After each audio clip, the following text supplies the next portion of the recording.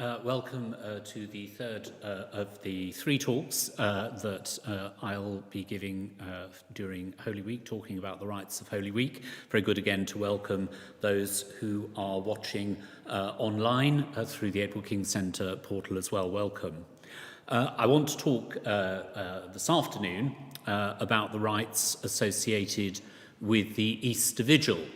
The Easter Vigil was the first of the Holy Week rites to be reformed because the way in which the vigil was celebrated up until 1950, certainly in the Latin Church, was perhaps the most eccentric, if you like, of the Holy Week rites, the most sort of recherché, if you like, because of the reasons I said about fasting and so on and so forth, and also because it was actually quite difficult to conduct these rites in the dark, that by the time of the codification of the Latin Rite in 1570 under Pius V, these rites were conducted nearly always in the morning of Holy Saturday.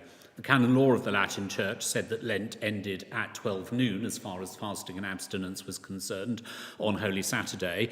And so it very often happened right up until 1950 that the rites of Holy Saturday, even though they were meant to be the first Mass of Easter, were concluded before Lent technically finished canonically, which was obviously rather eccentric. It's also the case that because these rites were extremely lengthy and quite recherché, that they were not exactly rites that were popular in the sense that they attracted the attention of those other than those who needed to attend. In cathedrals, they were conducted with great resources. In parish churches, the need to conduct the Holy Saturday ceremonies was principally to do really with producing the baptismal water that was necessary for the rest of the year. And so although the liturgy was conducted according to the liturgical books, there was a book called the Memoriale Rituum, which was produced to enable those parishes that had very few resources, parishes that wouldn't have deacons and subdeacons that they could draw on, so that the rites could be conducted in an extremely simple way without music, but so that the consecration of the baptismal water could take place, which was in some respects the important thing. So these ceremonies were celebrated according to the liturgical books of the Latin Rite, but they weren't exactly popular services. It wasn't. We shouldn't imagine that the churches were packed full of people coming to celebrate Easter. We do know that in some places, the conclusion of the vigil, the conclusion of the Holy Saturday services was considered to be the beginning of Easter, so that we know in Spain that when the bells rang at the Gloria of the Mass on the Holy Saturday ceremonies, that was the time when, in popular culture, if you like, that's when Easter began. In other places, the rites were really sort of ignored. They were just something that really happened in a somewhat hole-in-the-corner way. In parish churches, but Easter didn't really get going until Easter Day. And we know also that in some places, particularly in non-German speaking Central Europe, it was the case that the ceremonies took up the morning on Holy Saturday, and then in the afternoon, the principal work of the day, after that 12 noon cut-off, was for houses to be blessed and food to be blessed. So there was a sense in which Easter had sort of begun on the afternoon of Holy Saturday, but liturgically speaking, the great sung Mass and all of those things was reserved for the Sunday. Even in Rome, there was a great contrast between the way in which these rites were experienced. So in the Diocese of Rome, the ordinations to the priesthood and to the various other orders took place during the Holy Saturday rites. They began at about 6 o'clock in the morning in St. John Lateran and went on until about 2 o'clock in the afternoon. The various orders, the people from the various colleges, the various different national colleges will be ordained in the Lateran. Pope Benedict XIII, at the beginning of the 18th century, had left a large quantity of vestments to be used at this ceremony so that very large numbers of people could be ordained. So in Rome, the ordinations at the Lateran were a big focus. and a very important rite, and an extremely long rite. Whereas at the papal court, as it were, the Pope did not himself attend the ceremonies of Holy Saturday. He did not go to the lighting of the new fire or the blessing of the Paschal candle, which took place in the Sistine Chapel, didn't come to the prophecies, and only turned up for the celebration of the Mass, which concludes the Holy Saturday rites in the old rite itself. And so these rites were very varied, if you like, in the way that they were perceived and received by people. In the Church of England, the order for Easter Eve has a collect which refers to baptism and a set epistle and gospel that could be used for the ante-communion service.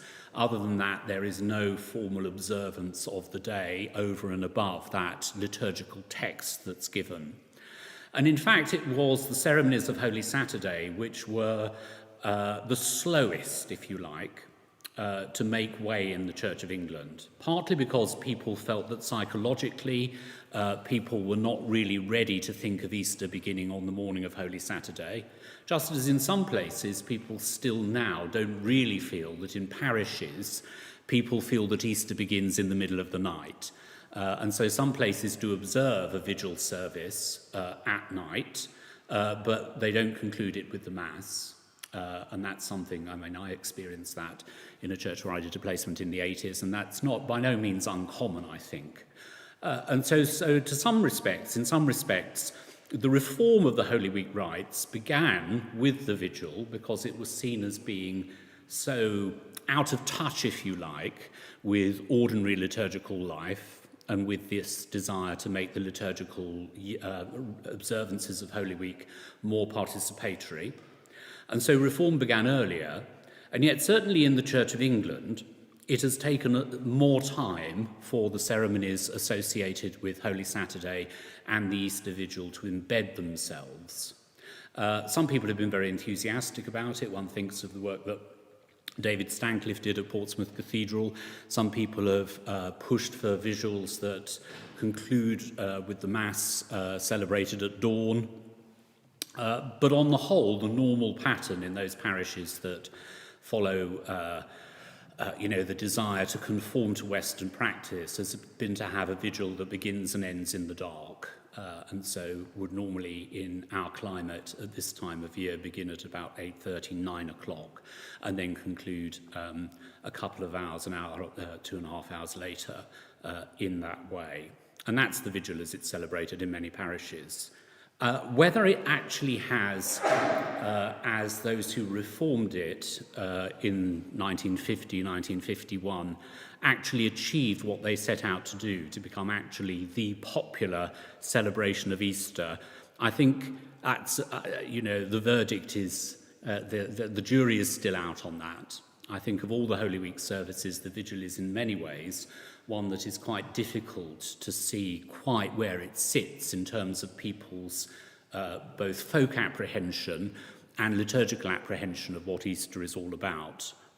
Getting people to come out at that time can be difficult. Getting the entire parish community to gather at that time can be difficult. The aspiration to have baptisms at the vigil very often clashes, I think, with the social aspirations of people who are coming without any real perception of why should I get baptized in the middle of the night? What's all that about? It requires a degree of catechesis, which I think in some respects is not impossible, but can also be quite problematic at a parish level. Cathedrals might be able to do it rather differently. So I just say, I think that the 71 years now, that the Easter Vigil has been restored to roughly the rite as we know it. That is a rite that happens at night and which concludes with the first Mass of Easter, is one that I think, in comparison, say, with the Midnight Mass at Christmas, is less well embedded in people's consciousnesses. And I don't really know, as we move forward, thinking about liturgical formation in the Church of England, certainly, quite where that is going and quite how that will end up, whether we'll end up with a rite that is almost as much of an archaeological remnant, if you like, as the rites were in 1950 when they were first changed, or whether they will become rites which in the future gain some sort of momentum, continue to gain a momentum in popular consciousness and in the consciousness of congregations. I want to talk about the rite as it was actually in 1950, not because I have a particular preference for it per se, but because actually it is much easier to explain what the rite consists of, looking at the unreformed rite as it was in 1950, before the restoration of the vigil in 1951. What happened in 1951 is that Pope Pius XII published an experimental order of the vigil, and allowed certain places to use it. And then that was extended in 1952 for 3 years, then for a further year. And then in 1955, to come into effect in 1956, the vigil arrangement was made compulsory and the old rite was abolished. So between 1951 and 1955, it was permissible to use this new form of the vigil, but the old form of the vigil remained in use and in force as the standard. The new form of the vigil, which came in 1955 and then was re-revised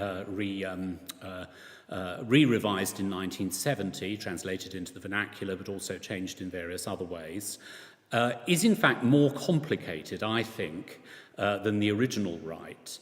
It's more complicated because it elides certain things that were kept separate in the old rite. And so I'll talk about the old rite to begin with and then show how those elisions took place, some of which are beneficial, others of which it's more complicated to see why they were done. So firstly and foremostly, the rites for Holy Saturday began with the blessing of the new fire. In the current rite, that happens so quickly. You're outside church, there's a fire, the priest says a prayer, and then boom, you're back into church for the Christ our light and all of that. But actually, the blessing of the new fire is the significant start of the rite. And in the older rite, there are several prayers which are used to bless the fire. We think that there were probably alternatives that were written in the book, and then somebody, once these started being circulated, priests said, we better say all of them just to make sure that, there are no demons lurking in the fire, have to get them out. We'll say 3 prayers rather than 1. Characteristically, right up until 1970, but then not after that, there is reference to Christ as cornerstone, as the fire was struck very often from a flint. It seems that there were 2 ways of doing this. You struck the fire from a flint, Christ the cornerstone, or there was use of magnifying glasses. In our climate, the flint was more popular. In southern climates, the magnifying glass was used more. And so we have records of people using magnifying glasses, people in Rome in about 1100, standing there, burning glasses to get the fire going. But it seems that this rite of making fire and blessing fire, actually comes from the ceremony of the Lucinarium, the ceremony which at the end of each liturgical day, fire was, as it were, put to one side or rekindled so that the lights and lamps in the church could be lit, so that the church was illuminated at night. It seems that at Jerusalem, this was done on a daily basis. The bishop was involved. In the Western church, it was something that was the responsibility of the deacon. And it seems that this rite, which was really just a very sort of practical rite in the way that, when you're doing chapel duty, you come round and turn the lights off or put the lights on or whatever at various different times, that this was a liturgical responsibility.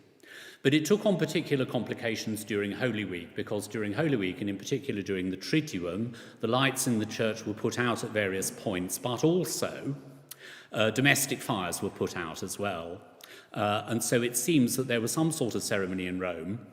There's a lot of variation about this, whereby the deacon lit one special light and sort of hid it somewhere, or kept, a couple of lights burning, so that at various points during Holy Week, and in particular in the gap between Maundy Thursday and the Easter Vigil, a light would be there so that when they needed it for the Vigil celebration, they could just go over and light it and light things up. So in the old rite, which begins with quite an elaborate blessing of the fire which burns outside, obviously for practical reasons, we have, as it were, the last example of a ceremony which would have happened more often. Just as in the Good Friday rites, we have a form of intercession which would have been usual on a much more regular basis than simply once a year. We have, as it were, a survival of an old form of intercession. So with the ceremony of the lighting of the fire at the beginning of the Holy Saturday rites, as they were in 1950, we have the last example of a blessing of the lighting of fire for the purpose of kindling lamps in the church. The blessing of it comes in quite late. It starts off as a purely practical rite. And also there's a change of language as well. You'll notice that the word incensum appears both in the prayer in the rite of blessing, but also it occurs in the exsultet as well. And that word changed in its meaning from sort of fire to incense. As people got less good at Latin, they said incensum, that must mean incense. And so we get the practice that we now have, and which is still preserved, of blessing grains of incense with the fire, which are subsequently inserted into the Paschal candle.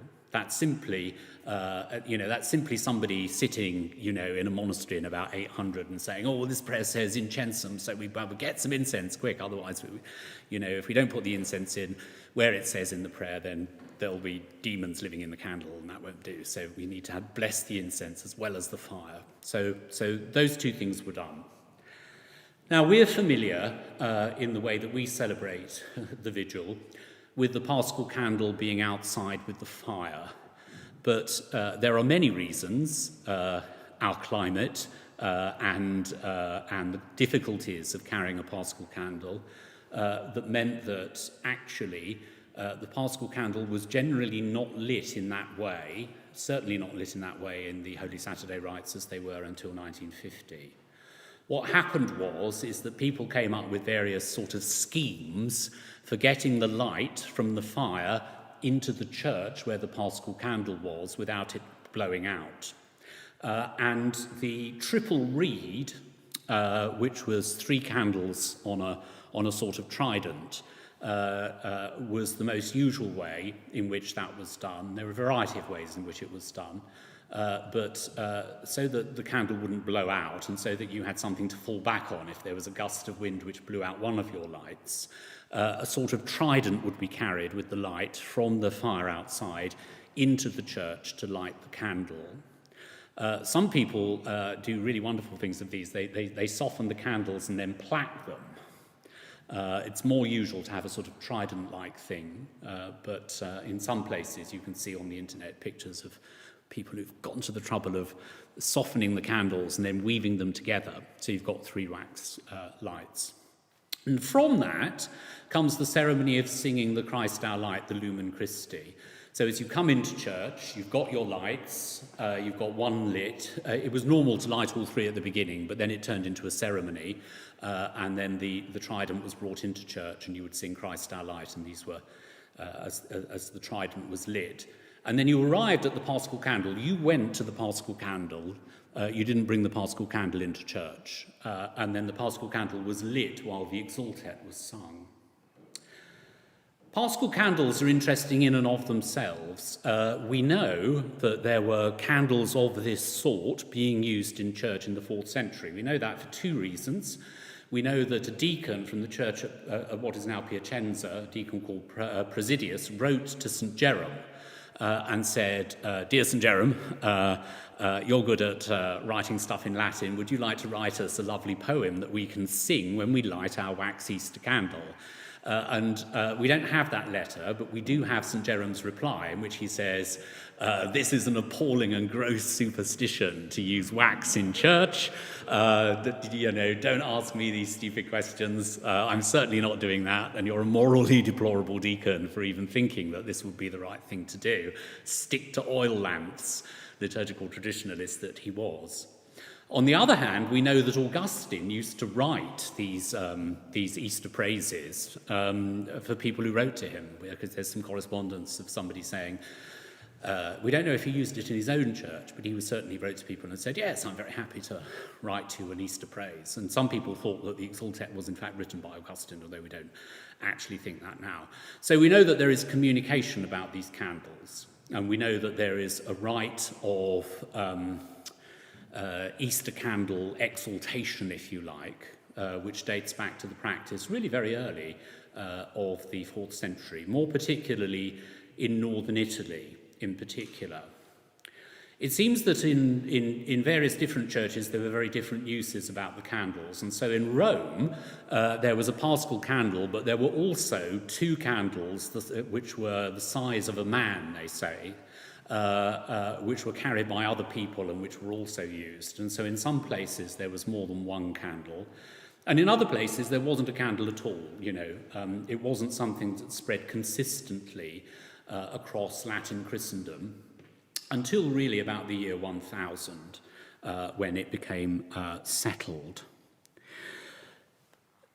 As I said, up until 1950, the candle didn't go to the fire, the light came to the candle. So you started off outside the church, blessing the fire, and you blessed it in a very sort of forthright way, with several prayers, including an exorcism.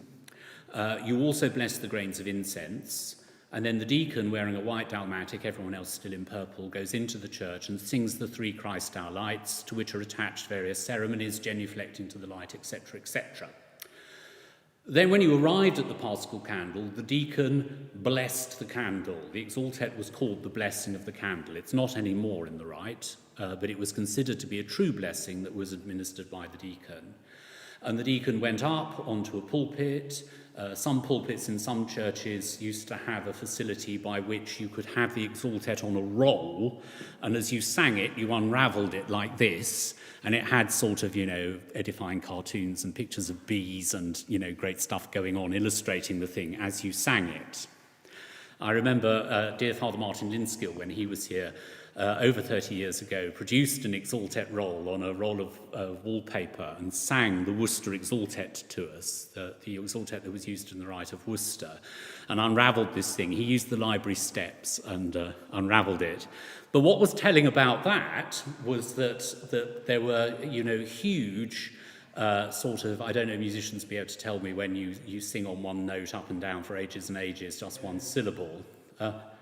A melisma. So there were huge melismas in this, which indicated the point at which the deacon pushed the grains into the paschal candle and then lit the paschal candle. The paschal candle was lit during the exultet.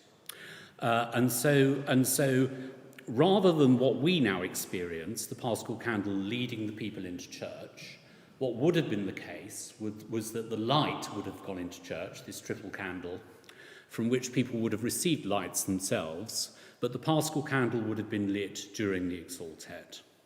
So that's a change, and I'll come back to that when I talk about how the rites were changed in 1951.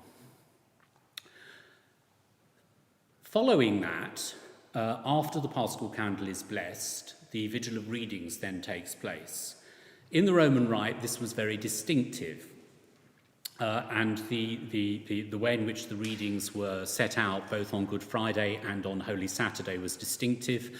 On Holy Saturday, the readings, the 12 prophecies, had no introduction. They were simply read. You didn't say where they came from. That was quite unusual, but is a very primitive practice. You just started reading. There were 12 lessons at Rome, and they were, for a time, read in both Latin and in Greek. Although the Greek reading had dropped out by the time the Missal was codified in 1570. But 12 readings, long readings. It was very often the case that when the rites were conducted in the morning, people would come in parish churches to see the ceremony with the fire and the light, and then would go off on the Saturday morning to go and do their shopping during the readings and then come back. I can remember people with very long memories at St Andrew Romford saying that they could remember all the shopping bags in the porch for the light ceremony, and then everyone would just clear off and do their shopping while these 12 prophecies were sung through, and then come back for the rest of it. It wasn't an invariable usage that there were 12 prophecies. In the Sarum Rite, for example, where the whole of the Holy Saturday services are much, much more simple, and as I said, made very little impression, I think, on the lay imagination, certainly. In the Sarum Rite, there were only 4.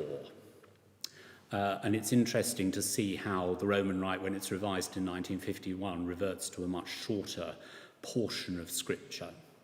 So the vigil is very straightforward. You go through the 12 lessons. There's a beautiful special tone for the 12th one, which is the prophecy from Daniel about Nebuchadnezzar and the statue. The 12th prophecy tone is lovely. At the end of the prophecies, the celebrant of the rite then goes to the baptistry to bless the font. And there is a particularly solemn form of blessing of the water which is used at the Easter Saturday ceremonies. It takes the form of a preface with a dialogue, the Lord be with you and also with you, lift up your hearts, etc., etc. And the rites are quite complex. The Paschal candle is lowered 3 times into the water that's being blessed. The people are then sprinkled with the water. And then the blessing continues by the addition of the oils. And so balsam is put in and also chrism is put in, and also the oil of baptism is mixed into the water. And then that water was kept under lock and key, actually, and used for all baptisms for the rest of the year. So just as the chrism is consecrated and the other oils are consecrated at the Mass on Maundy Thursday, so the water for baptism is blessed and consecrated for the year to come and kept under lock and key right up for the year going forward. Although there's a subsidiary blessing of water also at Pentecost, at the Pentecost Vigil. The priest also breathes on the water and makes various signs of the cross in it and flicks water, and also to indicate how these things can happen. Somebody looks at a book and has a headache that morning and doesn't write it down properly. The cross that the priest was meant to make in the water with his breath, I think, is transposed into the Greek letter psi, in the rite, simply because somebody wrote a sort of bent cross at some point and then everyone copied that and whatever.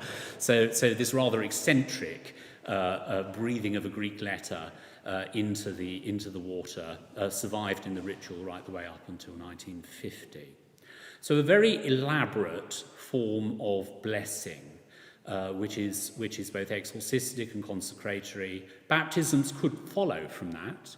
I believe that Pope Benedict XVI was baptised at the Holy Saturday ceremonies. He was certainly baptised on Holy Saturday. So baptisms were entirely possible.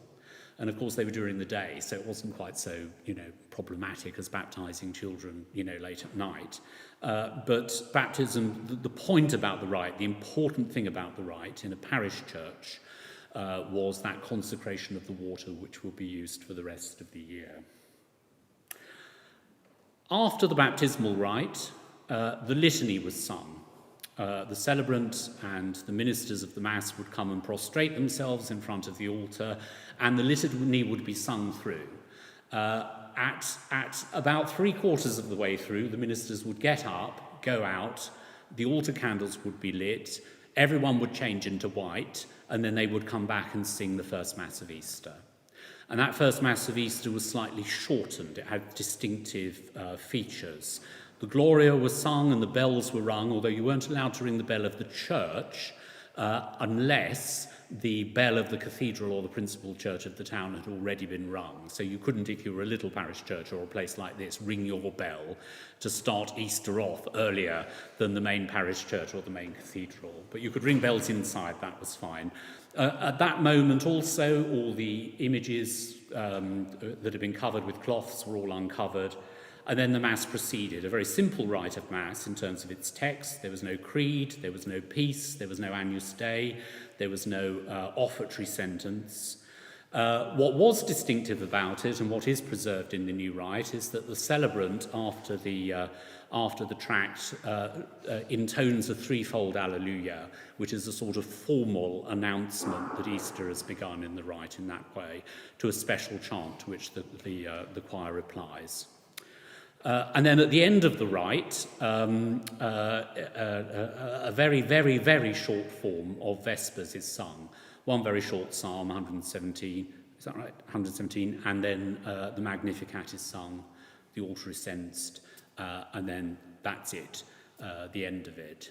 So the Holy Week rites as they were in 1950, despite the way in which they'd fallen into a sort of desuetude in terms of popular participation, do, as an object of study, make clear to us the different things that were going on in the rites at that time.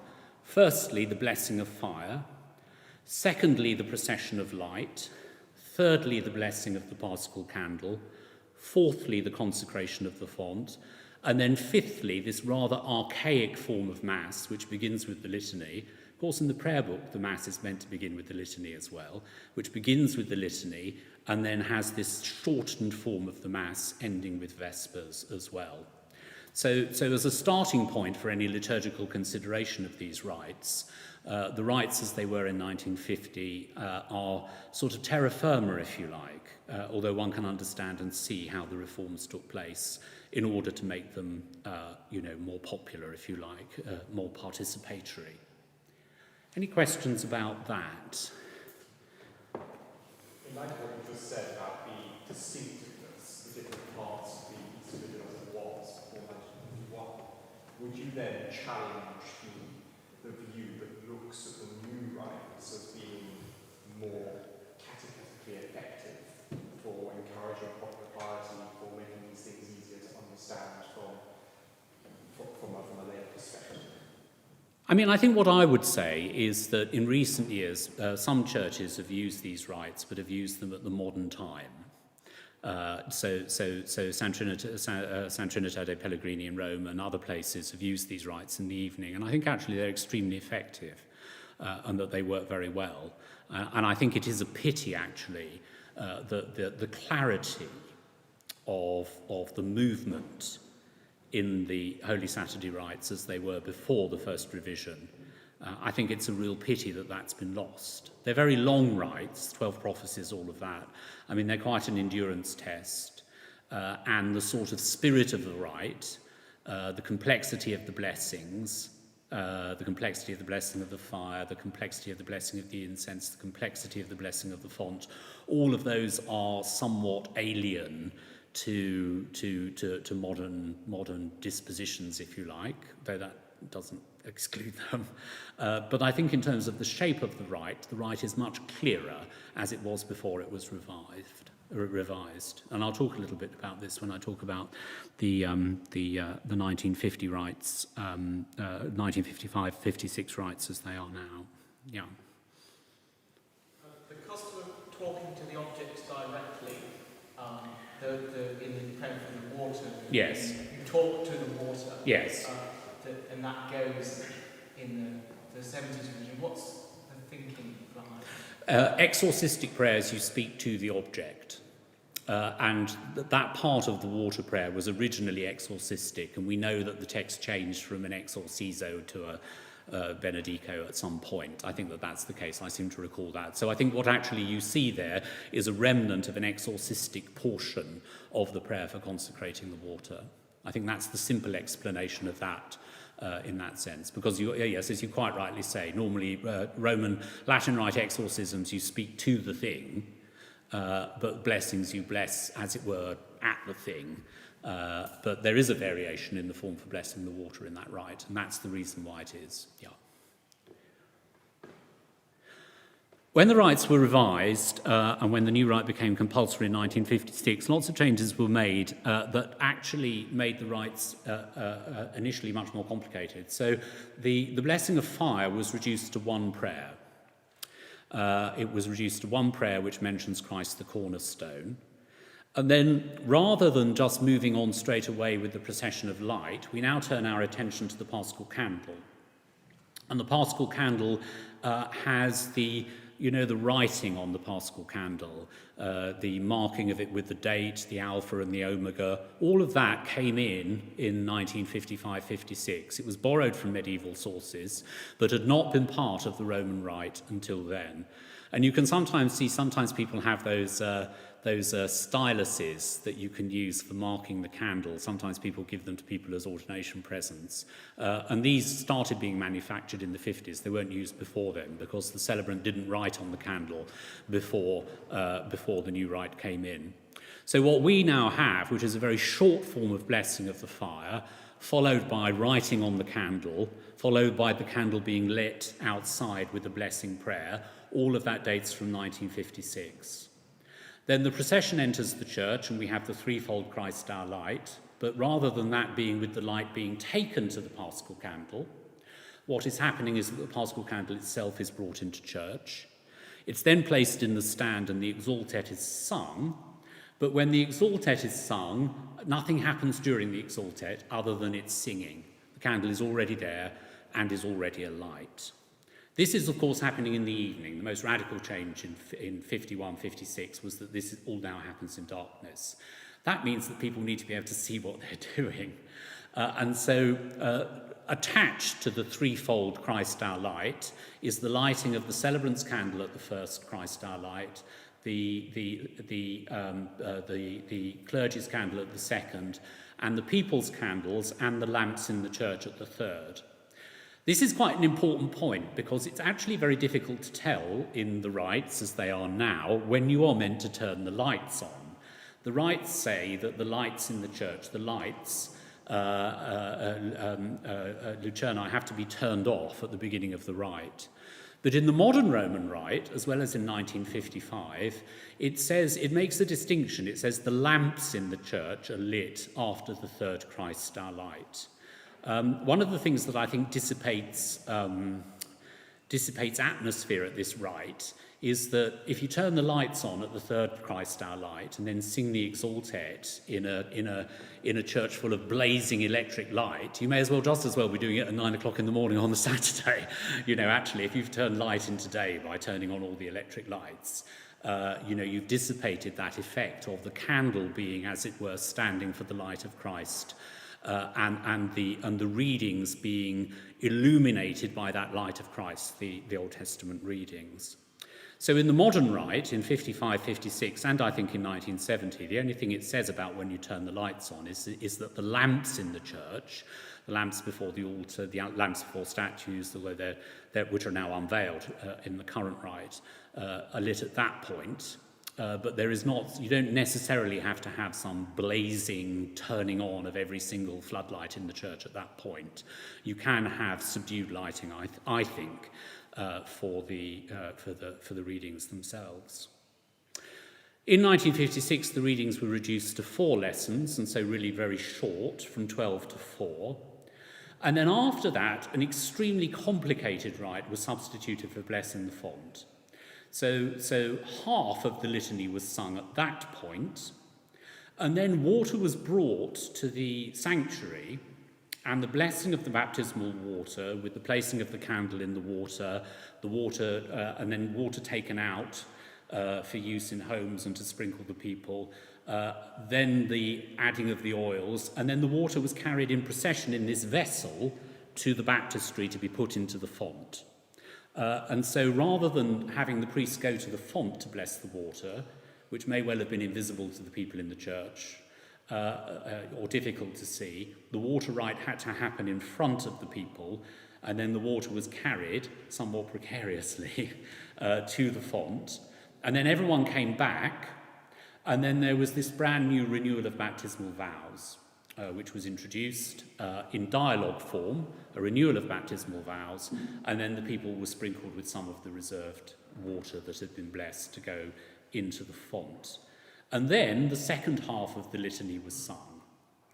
So rather than having the very straightforward readings, go to the font, bless the font, make the water, baptismal water, then the litany, then the Mass, we have this very complicated rite in which you have half the litany, then the water is blessed in front of the people, then you take the water to the font and pour it in, then you come back, then you renew baptismal promises, then you sing the other half of the litany, and then you have the Mass.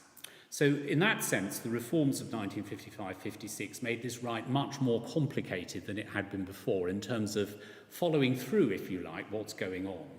It did mean that people saw the blessing of the water, but the dramatic effect, I think, of putting the Paschal candle into a sort of, I don't know, whatever you've got, punch bowl is not the same, I think, as using the font. And actually in the modern rite, that's now changed. And then Mass continued, again, the same usual shortened form of Mass for the first Mass of Easter. And whereas when it was celebrated in the morning, you finished with Vespers, when it was celebrated at night, you finished with morning prayer. So they replaced Vespers with Lauds, and so you got the Benedictus at the end rather than the Magnificat. 1970, when the rite was translated into the vernacular, it was simplified even further. So the reference to Christ as cornerstone was removed, presumably on the basis that people would now be generally lighting the fire with cigarette lighters or whatever, rather than actually with a flint that they could strike. The fire was simply blessed with a prayer. It wasn't sprinkled with holy water or incensed. The ceremonies to do with the candle, writing on the candle, were made optional. And it was also made possible for bishops in various regions to say, well, that's not indigenous to our culture, we're going to change that. The number of readings was increased. So the number of readings went back up to 7, and then the readings of Mass a further 2, so 9 in all. But the big change that was made in 1970 was with the baptismal rites, which were moved. They were moved from after the Old Testament readings to after the Gospel. And they were also simplified so that you could go to the font, and if you went to the font, then you blessed the water, and the only ceremony that remained with the shortened consecratory prayer was to place the candle into the water. You still do that. Oil is no longer put into the water. The breathing has gone as well. But the rite for, if you don't have a font, then there is a simplified rite for blessing water, which we will use here because we don't have a font. A simplified rite of blessing water in front of the people so that water can be used when the renewal of baptismal vows takes place. It's also the case that, as is absolutely usual with all the reforms, things that are exceptional are removed, and so the Mass rite has the peace, has the Agnus Dei, and is virtually exactly the same as any other sort of Mass, and the office has been removed from the end. Neither Vespers nor Lauds is sung at the end. Although I think it probably might be possible to intercalate them if you really wanted to, because the rules do allow that for ordinary Masses to combine the office with the Mass, if you really, really wanted to do so. So 1970, into the vernacular. As usual, the ceremony is made terser, the ceremony is made more straightforward, the ceremony is made more participatory, less exorcistic, but also the big change is the moving of the blessing of the font and the renewal of baptismal promises. The litany is only used in the new rite when you are blessing the font. It isn't used if you are simply blessing water in a church or chapel that doesn't have the font. And so they're the ways that it's changed. So an interesting, I think, example of liturgical development in which actually the newer rites, the more participatory rites, have become more complicated. But the fundamental change is the change in time, the restoration of a rite that had, which was a rite for use at night, which for centuries had found itself celebrated, a good 18 hours, a good 12 hours before it was meant to be celebrated, and its restoration beginning in 1951, and then moving forward with the liturgical revision through the 50s and then into the 70s, demonstrates the principles that lay behind the other Holy Week rite revisions to make them more participatory, more comprehensible, but not, I think, in the case of the Easter Vigil, simpler. Any questions about that or comments? Yes. With the lighting, the 10 lights on, would you do it at the Gloria then if you're not doing it earlier? Well, yes, people do turn it on, the electric lights at the Gloria, which gives rise very often to many splendid moments in parish liturgy when despite extensive rehearsal, you sit there and the bells ring and it's da-da-da-da, da-da-da-da, and then you sit there and it's still dark and you have the celebrant waves to say, this, and the server at the back realises, I didn't realise you meant now, Father, I thought you said it was when it was the Alleluia. Or they turn them all on in the nave and there's a separate switchboard for the chant chancel, so you're still sitting there in the dark, and everyone's, doing their business in the nave. So yes, yeah. I mean, I think there is no specified liturgical moment, I think, for turning on the electric light. I'd say probably practically, you probably want the electric light on by then. And you may need a few lights on during the vigil so that people can get to where they're going to read as well. But the rite itself does not say the lights are turned on. It says the lamps are lit in the Latin.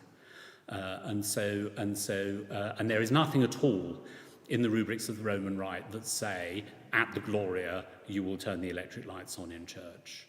So yeah.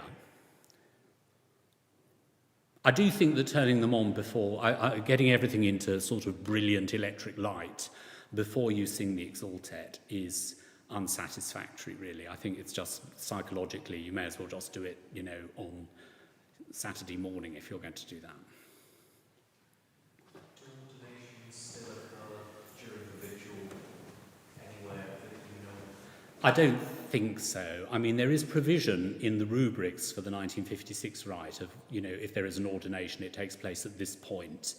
But I think the digestion of elderly Italian bishops in the mid-1950s would not really have been up, I think, to extensive ordination rites as they were at that time in the middle of the night. I'm sure that some liturgical enthusiasts of the time did attempt it, but I think equally it's not. It's a bit like baptising children at the vigil. It's not popular, and people tend to vote with their feet over these things.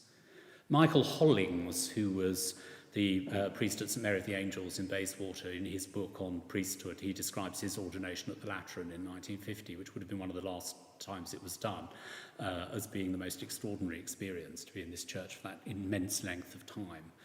With all of these people, you say the deacons will be sort of there, and so, at one point in the rite, all these people will be lying down flat because they'd be about to ordain, and then, the next lot. It was the most extraordinary thing. And they went because the Lateran has a baptistry outside, and so they would go to the baptistry outside, and they would do all the rites there and then come back in again. So it was quite, it was done, yeah. Why is the litany doubled before 55? Doubled? As in, the cantor sings the entire verse, and then the congregation sing the entire thing. It's to add solemnity, I think. It's like on the rogations, it's doubled when you're moving, isn't it? But when you're just saying it in your office, it's said singly. It's to add solemnity. The doubling of the litany adds solemnity.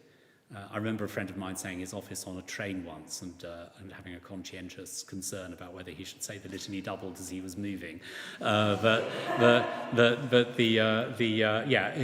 to add solemnity. So the normal way in which it's done with solemnity is to be doubled in that way. And also it makes for more time so the clergy can all pop out, take off their folded chasubles and come back in wearing their finery for the Easter Mass, and the sacristans have got time to change the frontals. So what you would do is you would have the white frontal behind the purple frontal, and so it would just be lifted off in that way. That's how that will be done, those changes of colours. There are more changes of colour in the 55-56 rites than there are in the other ones. It's really basically sort of purple and white with black on Good Friday, but changing out of various colours is more